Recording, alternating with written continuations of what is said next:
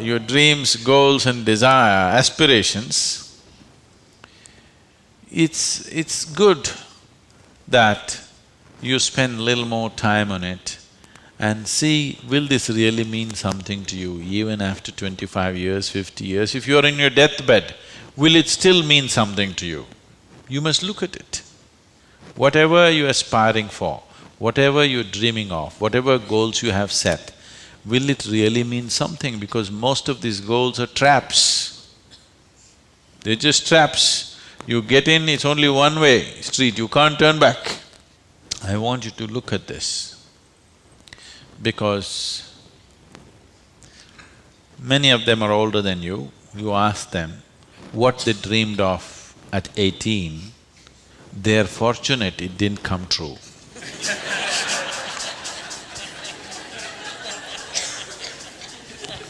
Yes or no? If everything that you desired and dreamed came true in your life, could you live with it? Fortunately, many of those things got filtered and never came true, isn't it? So, it will be very good if anybody of your age, if they want to decide and fix the goals of their life, it'll be very good if they take a break from all influence that's around them. Social influences, family influences, other influences, withdraw somewhere, that's why an ashram. Withdraw somewhere, sit down, meditate, bring yourself to a certain level of clarity and joy. When you're very happy and clear, you must decide. Not in desperation you set goals. Desperate goals that you set will mean a lot to you at that moment. Tomorrow morning you look, you don't know why you're tangled up with it. So, it'll be good. If you're fixing your life, it's best that you do it when you're very, very peaceful, happy and clear-headed, isn't it? Not influenced by anything around you, simply by yourself. Sit and decide what is it that you really want to become in your life. What is it that will be of enduring value for you, not for somebody else, for you. And you don't have to build a personality for that, you strive for that. The necessary persona will come. You must understand what a personality is. The word personality comes from the word persona. Persona means in Greek or in Latin, I'm sorry, is a mask.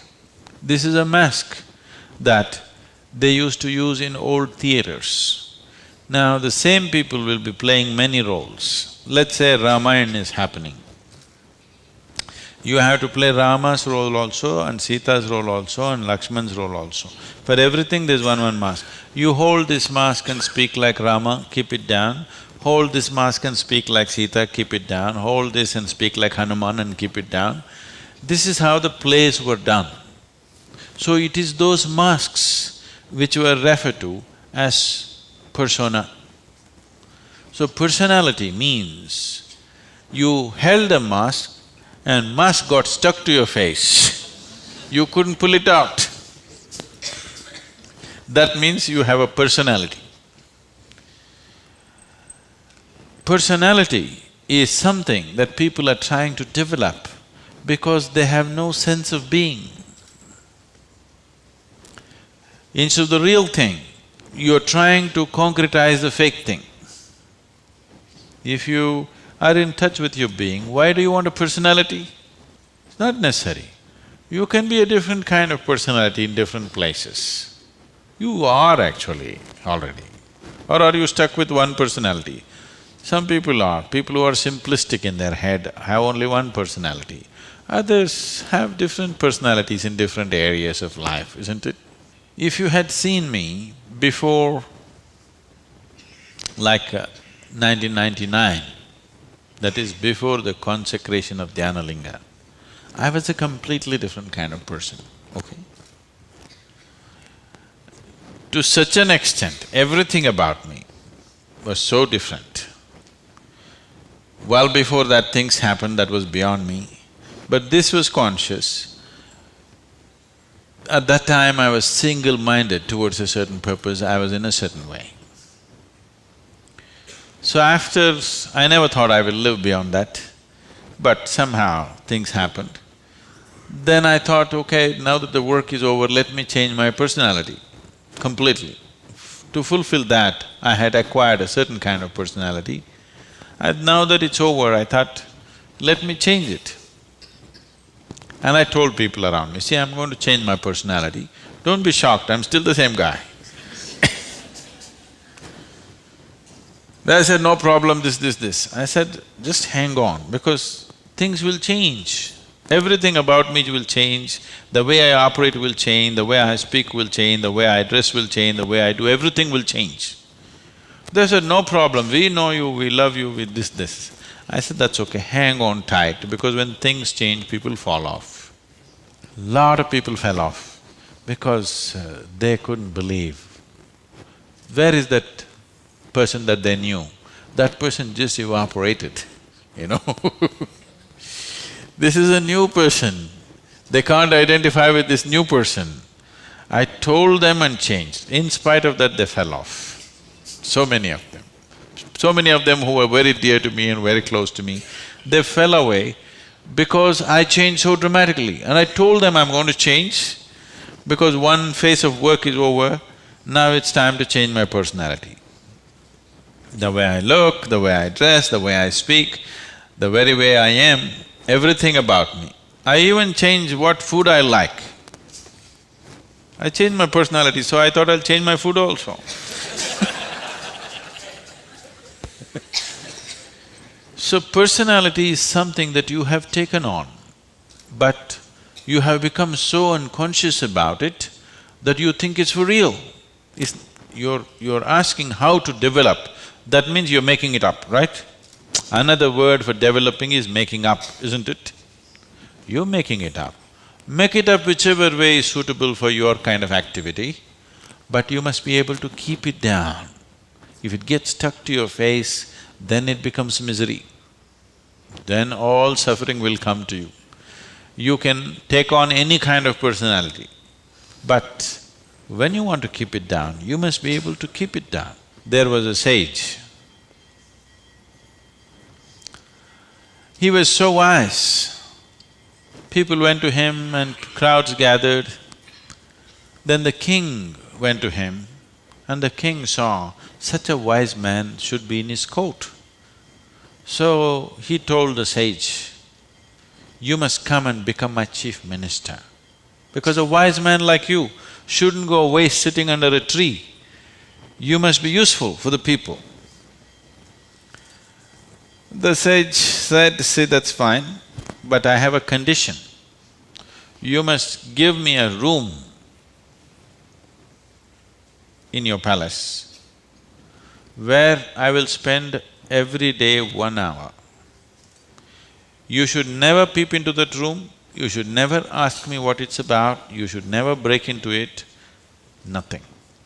This room should be left unexplored by yourself, your servants, your secret agents and everybody. King thought, that's not a problem. What's the problem with me? You want your room, why do I want to look into your room? Take it. Then whenever any important meeting is to come, this man who's sage, now who's become a minister, so he's wearing appropriate clothes for the palace, but he goes in to this room and locks himself for 1 hour and comes out. A few months and years passed, but then after that king's curiosity, it even got us to Mars. He wants to know what the hell is he doing inside. So rumors started all around, oh, he's doing something, he's got somebody inside, maybe he's an enemy agent, he suddenly landed here, what is he doing there, what is he doing there? Everybody, the whole palace started buzzing around with what is he doing in this room.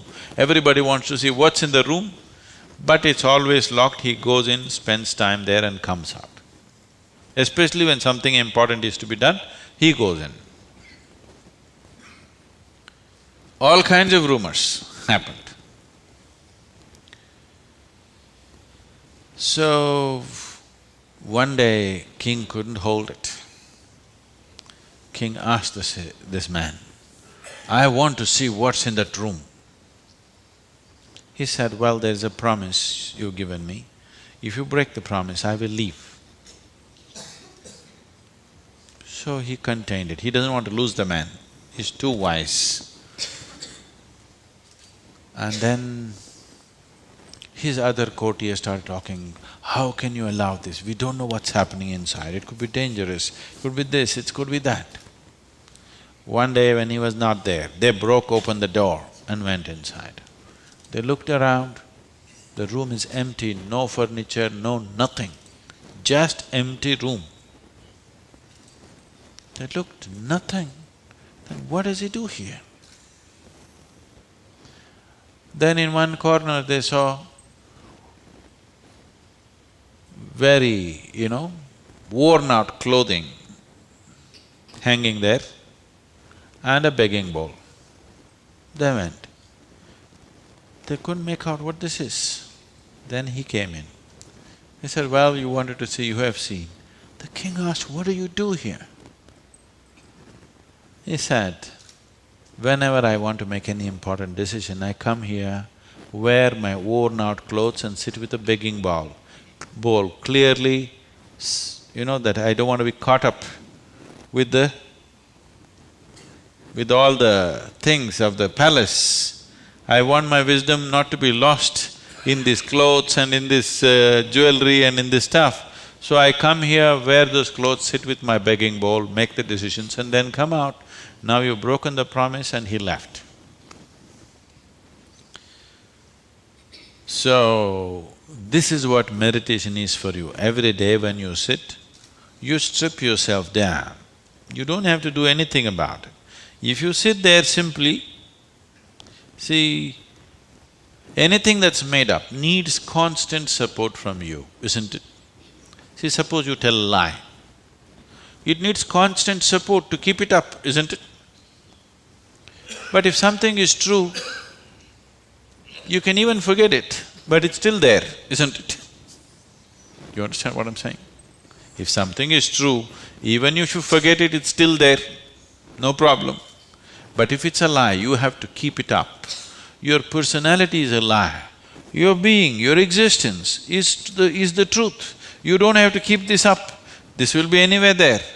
What you make up for the sake of the society, to function in the society, you need a certain kind of makeup. You must be able to keep it down. If you're going to bed fully made up, then something wrong with you.